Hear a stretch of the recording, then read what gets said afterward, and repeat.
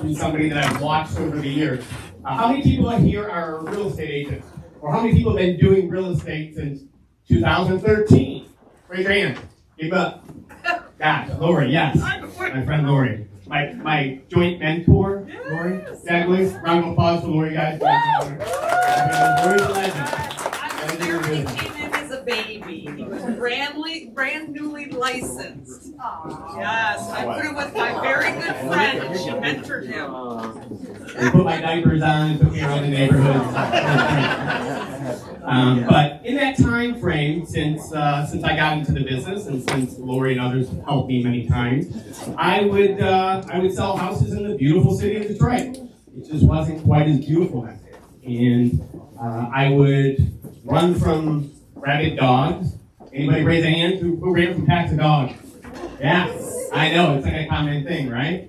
We would run from dogs, we would find squatters in homes that were really sad. My father-in-law was a real estate investor in the city of Detroit, and he would collect his rent and drink 40s with me in his van. That was fun. But a completely different city now and a completely different time. And I remember those days fondly, but I also remember the paychecks. And I don't know if you guys know what the commission is on a $10,000 house, but it's not much money. I had a broker then too, and so, times are better. And when I saw the transition of the city up until now, seeing 45,000 homes being renovated or demolished, when I see that $10,000 price tag going to over $100,000, I see that and I ask myself why. How did that happen? How much effort did that take? It doesn't look like just a government working hard. It almost looks like a miracle. And seeing it from boots on the ground every single day, sometimes you lost hope, and sometimes you didn't believe that next month or next year was going to be better, but it always was, and it's still getting better. And I truly believe a lot of that success has to do with our friend Mr. Mike Duggan. Yeah. So I realize you guys pulled a couple dollars out of your wallet today, and I appreciate it. It means a lot to me. What I really want you guys to do, though, is have an open mind and listen to Mr. Duggan and see about his vision, not only for the city of Detroit, because the city of Detroit is great. The city of Detroit is moving forward, but I would love to see somebody with an independent mindset, somebody that truly cares about the state of Michigan, somebody that doesn't care about personal issues or squabbling over I'm a Republican or I'm a Democrat. I want somebody that is accomplishing goals, putting more money in our pockets, building our society, and helping our children. With my son Mason, by the way, who made this trip. And my father, he's late. That's okay. It's a family tradition. So without further ado, I don't want to take up too much time. I want you guys to listen to the ideas and do a little Q&A. So another round of applause for Mr. Mike Duggan. Well, thank you, Eric. Quite the gathering, and this is what I'm doing. I am just going and talking to folks in every part of this state. I love being up here. A little bit about myself. I grew up in Detroit on the east side off of Mack Avenue, where my father was from, and eventually moved to the west side to Livonia. But the Detroit I knew as a child was a special place. The neighborhoods were beautiful, the shopping and the corridors were beautiful. You went downtown to Hudson's and Saunders. But in the course of my life, everything that we knew in Detroit was taken away. The auto plants moved out, the stores moved out, the banks moved out, the movie theaters moved out. Eventually, our neighbors moved out. There's somebody who's moving in, my lawyer, Lawrence Garcia. I've been full-time employment for Lawrence for all the trouble I get into, so good to see him. And when I was coming out of law school in Ann Arbor, my classmates were all going to New York, Chicago, LA. And I said, I'm only applying for jobs in Detroit.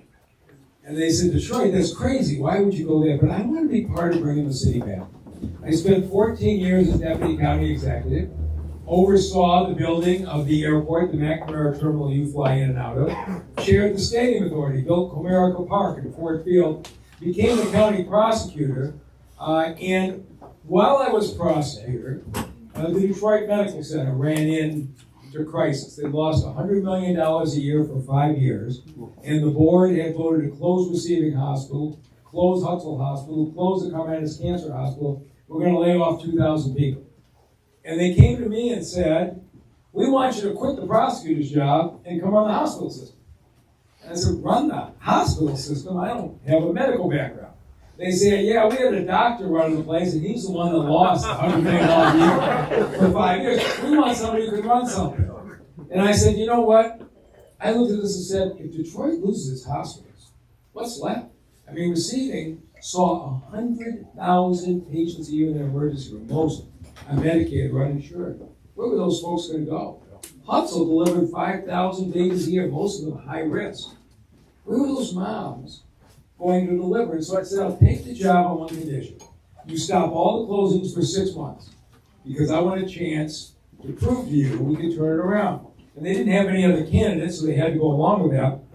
But I came in, and I met with employees. In fact, I met with one of the husbands of one of the employees that I met when I was here. Everybody has great stories. But my first month on the job, everybody came up to me and said, are you going to save my job? Are you going to save my job? And I would say to all of them, I can't save your job. Nobody can save your job except satisfied patients. If patients want to come here and be treated, we'll be hiring. But if they don't, there's nothing I can do. And they said, well, it's not our fault. The feds don't pay us enough. The state doesn't pay us enough. Beaumont steals all the good patients. These guys had 100 excuses. I said, you know, I hear all that, but let me tell you this. What I know is every time I walk into your emergency room, waiting room, it's a 3-hour wait to see a doctor. Is Beaumont making you keep them on those plastic chairs for 3 hours? And they said, well, you don't really understand. I said, well, I may not, but we need to fix it. And there was a hospital on the west side that had a 30-minute guarantee. And I said, I want Detroit to have the highest standard of care. And one of the doctors said to me sarcastically, what do you want from us, 29 minutes? I said, yeah, I want 29 minutes. It started as a joke, but we tore the process apart. Turns out, getting people registered, it was messed up, but we fixed that. But once you're registered and you're in that exam room, if you need an x-ray or an MRI, if your imaging operation isn't ready to go and your radiologist isn't ready to read it, your exam room backs up for hours. If you need a lab test and your lab isn't reading the results, your exam room backs up for hours. If you need to be admitted to the floor because you're serious and they can't turn over the beds, your exam room backs up for hours. I will tell you this, if you ever walk into a hospital emergency room and it's screwed up, you are in a screwed up hospital. But nobody had time to complain. They all fixed their own piece of it. And in 4 months later in May, we announced with big publicity the 29-minute emergency room guarantee at DMC. If our doctor doesn't see you in 29 minutes or less, we gave you 2 tickets to a Tigers game. Now, it was 2004, and the Tigers lost 104 games. Mike Ellis made me a great deal on those tickets. He just wanted butts in the seat buying the hot dogs and the beer. But an amazing thing happened. Everybody did their job. We saw 95% of the patients in 29 minutes or less. People poured back in huge numbers. We then were able to fix cardiology, fix neurosurgery, and we grew from 11,000 to 14,000 employees in the city of Detroit, where everybody told me, you can't succeed. But while the hospital was coming back, the city around me was unbelievable. I mean, half the street lights were out. The ambulance wouldn't show up for an hour. The parks weren't cut all summer. They closed them to the kids. And 200,000 people moved out of the city in the decade before I got elected. Some of them came out to Macomb County. For those of you who are invested in the city know, 47,000 abandoned houses. And I'd be eating lunch in the hospital cafeteria. And the employees from Detroit would come sit down with me and say, hey, Mike, you got to run for mayor. I said, run for mayor? I live in Livonia. And they said, well, you can move. And I said, there's a bigger problem. We have an 83% black population. There hasn't been a white candidate for mayor in 40 years. And they said, you don't understand. If the people in Detroit got to know you the way we know you, you would win and it wouldn't even be close. And I thought to myself, I still see Detroit through the eyes of the kid who knew what those neighborhoods in downtown were like. I said, I got to give it a try. But I ran in a way, because when I announced, Probably some people were skeptical here. Most people, they heard the white guy was running for mayor, and said, yeah, right, that's kind of funny. But I said to the people of Detroit, I'm going to run a campaign you never saw before. Invite me to your house, and I'll show up. And some lady would call, and I go drive myself to her house, and we sit down. Her neighbors would bring folding chairs, and a dozen of us would sit in her neighborhood. And one of the neighbors would invite me to another meeting a week later. And night after night, I did this. And here's the interesting thing: as serious as the racial divisions are in this country, when you sit in people's homes and break bread with them, everything that divides us fades to the background. And our problems in common come forward. And I said to these residents, here's what I know.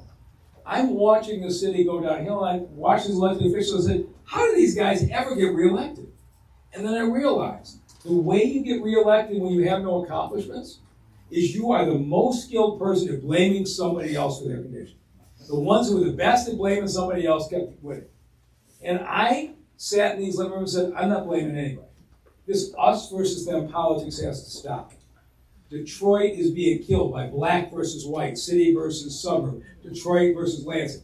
If you're voting for me, I want you to understand you're voting for a completely different kind of city. You're voting for a city where it's not going to matter if you're black or brown or white, not going to matter if you're Christian or Jewish or Muslim, not going to matter if you're gay or straight. We are going to build a city where it's open to everybody. And if you don't want that, vote for the other guy.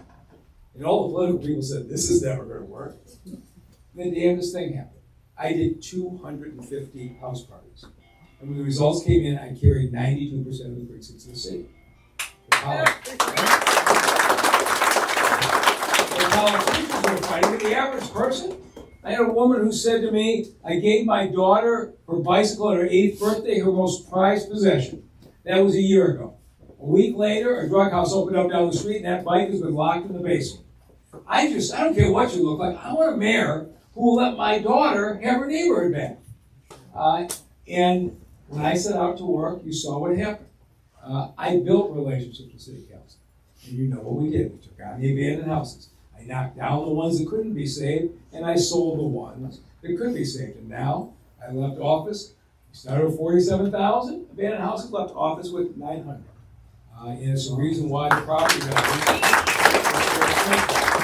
And I also thought, we've got to have a place where people want to live, where the young people want to be. And we rebuilt the parks at the riverfront. Isn't the riverfront in Detroit spectacular? Yes. I mean, the gathering place on the weekends, people of all ages, all races, everybody comes together. We have a central place, a destination. And I went and I got the auto plans. I sat with Mary Barra and Bill Ford and I said, give me a shot at your next parks plan. And we landed one plan after another until we got a 5,000 employee Jeep plant come to Detroit, built the Amazon facility, the old state fairgrounds with 2,600 people, and we ended up with 12 straight balanced budgets, 12 credit rating upgrades, and 7,000 people grew in population. We led the state of Michigan last year in population growth.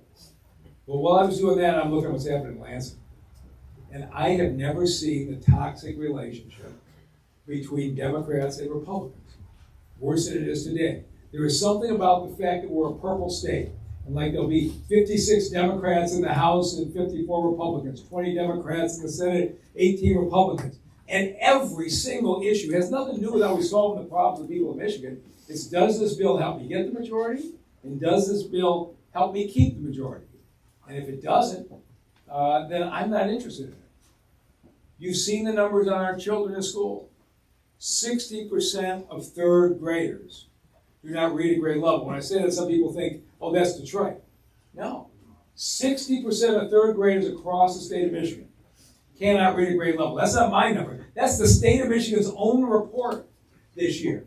We are now almost last in the country in third grade reading. And every 2 years, the Republicans and Democrats change the textbooks, change the curriculum, change the measurements and how they do the schools, and try to get an advantage from it. And yet, I spent time with the superintendent of Mississippi, where they went from 49th in the country to 9th in reading. You know what they did? They taught the kids phonics. They put them in small group settings. They had tutors for the kids who fell behind right away, and they had the same quality curriculum year after year. None of that's Republican or Democrat. Look what's happening in our economic development plans. If you can figure out Michigan's economic development policy, you're doing better than I am. We had mega credits back in the Great Recession to keep the auto companies here. Then Rick Snyder came in and said, I'm stopping all the credits. Then after a couple of years, he realized he'd gone too far. And he adopted the Detroit model, which is, we won't give you checks up front, but we'll discount your taxes if you want to come and renovate the train station that's been empty for 40 years. And then, when Ford put those battery plants in Kentucky and Tennessee, Lansing panicked. They passed these so-called SOAR credits. They committed $250 million to companies who hadn't done a thing with the money up front. And when that failed, they canceled it. If you are a national company and you are thinking about where are you going, we are. So I looked at this and thought, if I ran for governor as a Democrat, I'd have the same problem Gretchen Whitmer has today. All the Republicans would be lined up against me because I tried to beat him in their House and Senate races. The left wing of the Democratic Party isn't fans of mine anyway. So that means I won't get anything done. And even if I somehow get it done with the Democrats, in 2 or 4 years, Republicans have come along and reverse it. I've just wasted years of my life. I have no desire to be governor if I can't make a difference. And then as I thought about it, I thought, what if there was a different path? What if you actually dealt with the school issues, dealt with the economic development issues, dealt with the affordable housing issues with Republicans and Democrats together? Then every election won't be the most important election in history because they won't be changing direction every 2 years. And so, if you saw Gallup 2 weeks ago, just did the latest poll in polling Americans since the 1980s. They asked all Americans, you consider yourself a Republican, a Democrat, or independent. Last week, they released the annual number. 27% Republican, all-time low. 27% Democrat, all-time low. 45% independent, all-time high. But people haven't seen an independent candidate. They don't really know how it works. And so I am going to every corner of this state. I'm in farms. I'm in little villages. I'm in Macomb County at major real estate companies. I'm going every place I'm invited. And here's what I found. No matter where I go in the state, people are tired of politics as usual. And so I'm trying to do something that hasn't been done. Last polling that came out, I'm now 6 points out of first place. I am winning Macomb County. Where I'm having more trouble is I'll stay where they don't know me, but the next 3 days I am going around the north, the west, coming back down through Fenton. But now that I'm unemployed, I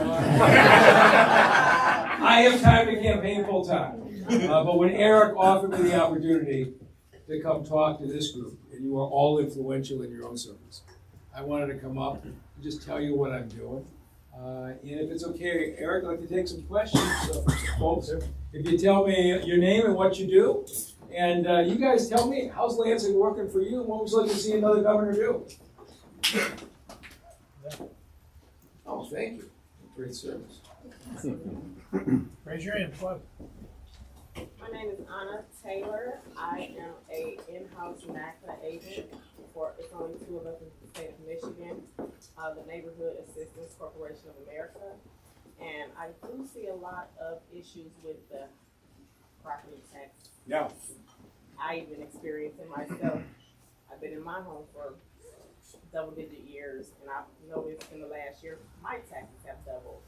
So I'm seeing that a lot with clients everywhere I go, that they're really concerned about being able to maintain and obtain the American dream with the property tax space right now. Yeah, and so, of course, Detroit had one of the highest property tax rates in the country. When I came in, we were in bankruptcy, and I was honest with you. I said, I'm not going to be able to do this right now. Okay, I got to get our cops pay raises. I got to put more cops on the street. I got to do that. But the last 3 years, I cut property taxes 5 mills in the city of Detroit. 3 straight years. I cut them 1 mill 3 years ago, 1 mill 2 years ago, 3 mills last year to chip away. And I talked to Mayor Sheffield and said, again, I think you got to cut another mill this year. We have to ease the property taxes in Detroit. But I don't care where you are, there is a different problem that I don't have to explain to any real estate person in this room. And that's the pop-up effect when you sell your property, right? We got, the Constitution says that as long as you keep owning the house, your property taxes can only go up with inflation. Usually it's 2 or 3% a year, but a little bit higher lately. Now in Detroit, it's a huge issue because I've got people in Detroit who, you know what property values were worth in 2013, they've tripled. And so now people go to sell their houses, the property tax that the buyer pays is tripling.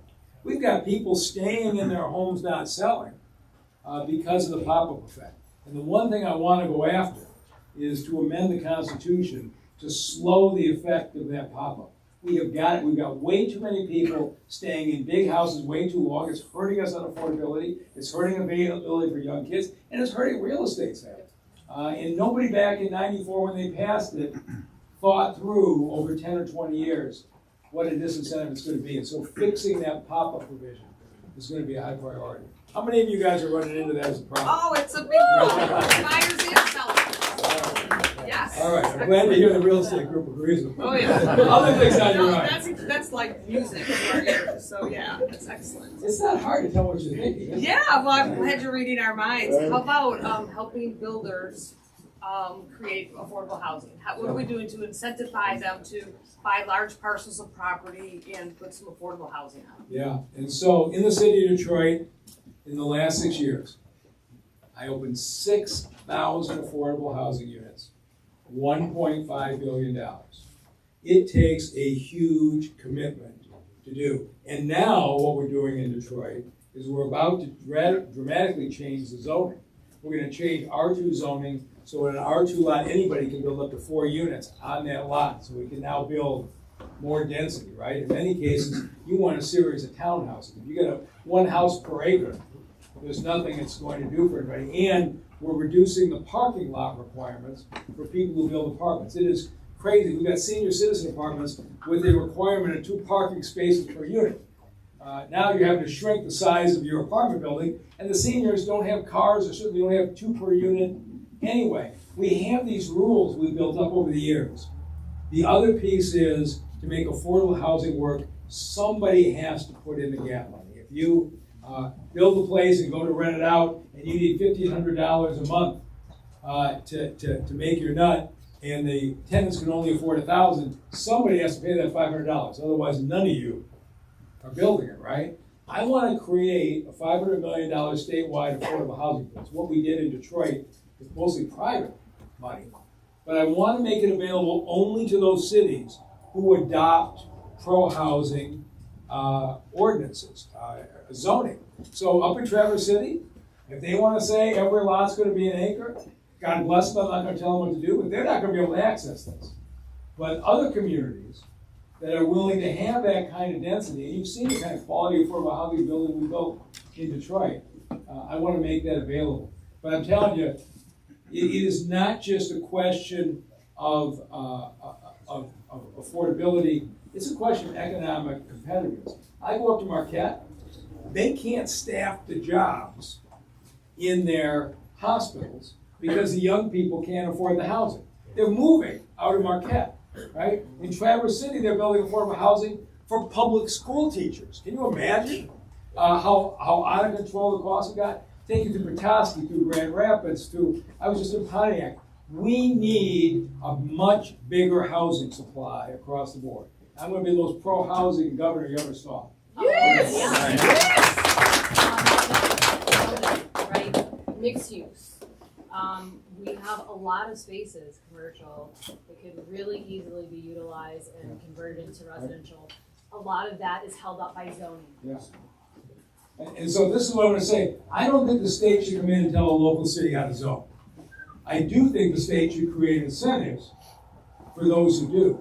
One of the things that I've been happy about is we've created a number of projects where you had on your commercial corridor, the first floor commercial, and you had residential units up above it for years that have been empty. We've gotten a lot of those renovated. You've got a lot of small towns in this state that have downtowns with those upper levels still empty. Okay, you create 6, 8, 10 units there in a lot of these towns, that makes a difference. And so I want to create incentives for you to use that commercial space. Of course, right now, office space, can be converted to residential. There's a whole lot of demand for the office space. But I don't want the state to tell you what to do, but I do want to create the places to incentivize those who, as far as I'm concerned, make the state more affordable. Does that make sense? Absolutely. Other thoughts? Yes. Brian Hansen, I'm a utilities broker. Michigan caps of what electric suppliers that can come in to deregulate at 10%. Meaning, like, is there any movement on your side or on your radar to help move that percentage up? I agree with you. Yeah. I am complete. There's a cap on how many people in the state can put solars on their rooftops. Yeah. Okay, why are you restricting people's decision?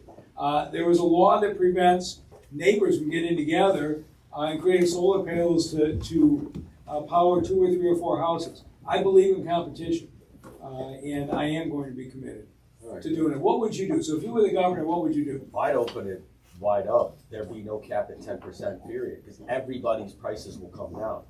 And like, let's be realistic, it's a monopoly right now, right? It's the same supplier. Make them compete versus everyone else. Like, it's a free market world. In Ohio and Illinois, it's like half the price for your electric than it is here. In some cases, 70% less for even gas. So it's like an easy thing. Like, even if you took it from 10% to double that, like right now, I think there's a 25-year waiting list.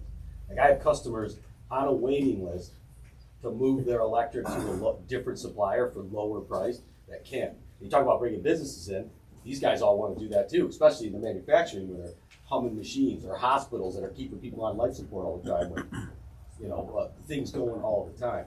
It's a real problem. So Mario, can we get his contact information? Because I want the longer version of this. Yeah, you got it. You're the first person I've run into who really understands that business side of it. I talked to a lot of the solar developers, but you are broader than that from what I'm hearing. And let's be clear, I know enough to be dangerous. I'm a salesman. We can get the right people in the room. This is why I do this, is I learn these things. So thank you. Go ahead. Yeah.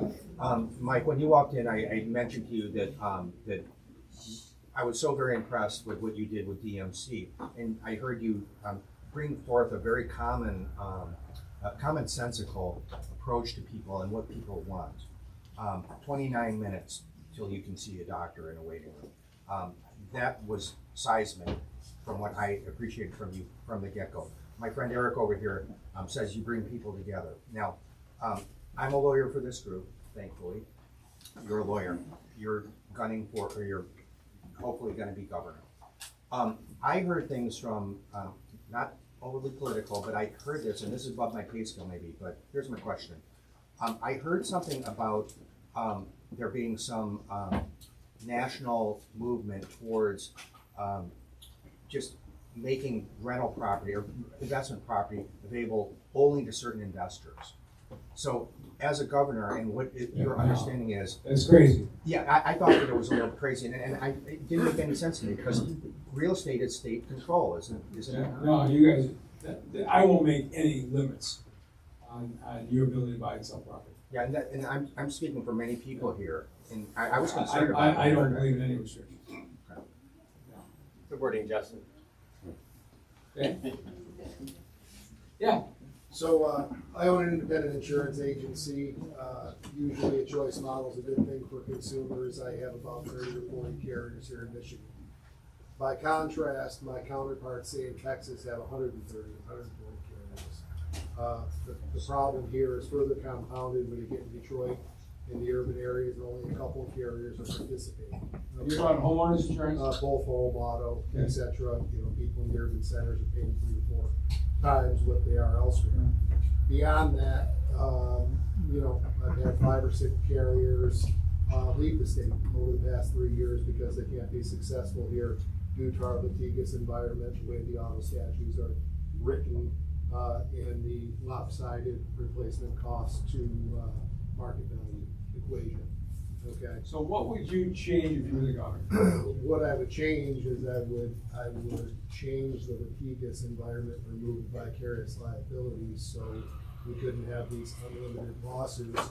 We look at, no offense to all the attorneys in here, but when attorneys are the biggest advertisers out there, they're doing pretty well, and they're doing pretty well on the backs of insurance. You're not criticizing all the realtors that are advertisers out there. No. Just checking. All right.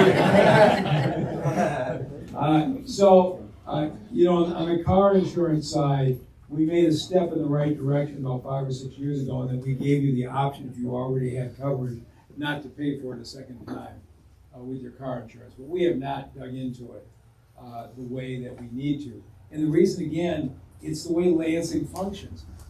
So I work for the hospital system, and hospitals get paid way too much on car insurance over a 1970s statute. So when I got to the city and I wanted our folks to get the rates down because we were so high, I said to the hospitals, the trial lawyers, the long-term care providers, let's all come in a room together, the insurance companies, and let's work this out. And instead they said, screw you, we got the votes. We couldn't get them to the table. And at the end of the day, they passed a bill at 2 in the morning that fixed a couple of things, but actually did some more damage in some other areas. Now, most of those groups are supporting my campaign, saying, Mike, we should have taken you up on that deal, that we came together to solve it instead of trying to get enough Republicans and Democrats to outvote each other, because it never lasts. And so we need to take a look. Somebody who's genuinely injured needs to have the right to get compensated. But we also need to make sure that cases that shouldn't be there, or that insurance claims that are higher than they should be, Yeah, it's over 50%. are there, right? It should. And so we're going to see what happens. But so far, the group that is opposed to any change in auto care is a group called CPAM. When we pushed through the no-fault bill in 2018, they were my biggest enemy. They just did a fundraiser for me. And I'm like, guys, are you sure you're in the right place? And they said, we regret not taking you up on your offer of all sitting down because you would have gotten us to a fair deal. And I expect the hospital association is about to support me too for the same reason. They just want to be in the room and get it right. And let's stop this Republican versus Democrat. Because you guys know what you get.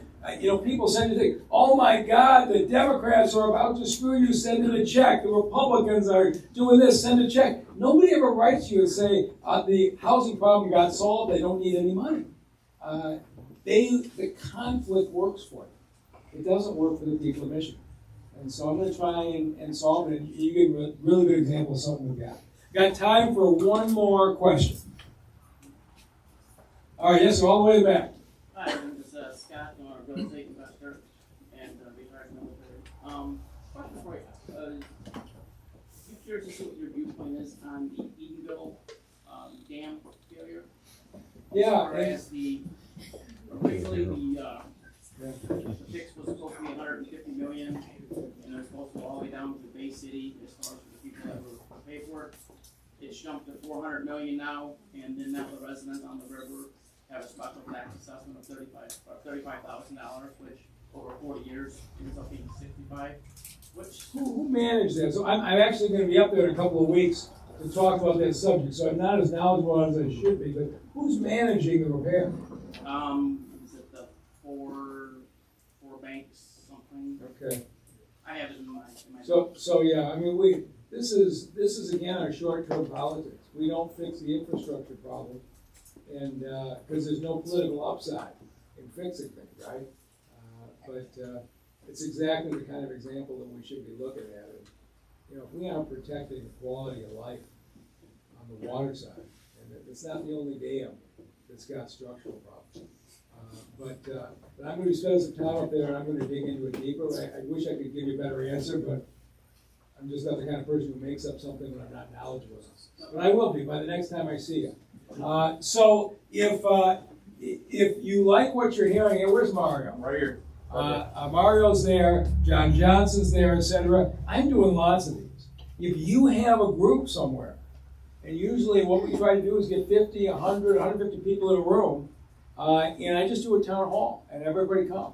Bring the skeptics, etc. But if you have friends in Bay City, and you say, I can help on the Bay City event, let them know, because this is all I'm doing. From here on out, Tim Skubik, who's the big Lansing correspondent, had said there's not enough Kiwanis clubs in this state that Mike Duggan can win Michigan the way he won Detroit. And so when he said that, I said, I'm going to prove it wrong. And so as you can probably tell, this is what I love to do. I learn so much by doing it.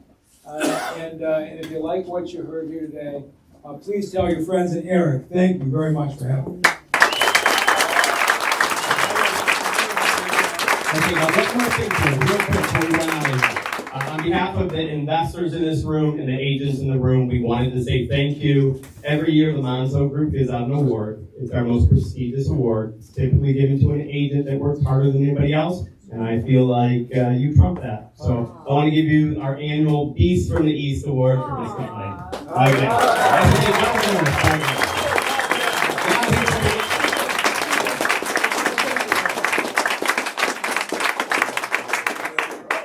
Thank you. I got another group sitting waiting for me in 40 minutes. Thank you very much. Thank you. Our next governor, Mike Duggan. Thank you very much. Hey guys, you guys know our investor meeting is starting right now. Anybody here for the Duggan event is more than welcome to stay. The only thing we're going to do here is go over statistics. Let's take a 5-minute break, get a drink, go to the bathroom, grab some appetizers.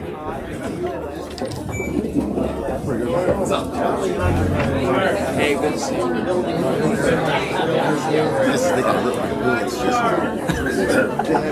That's okay.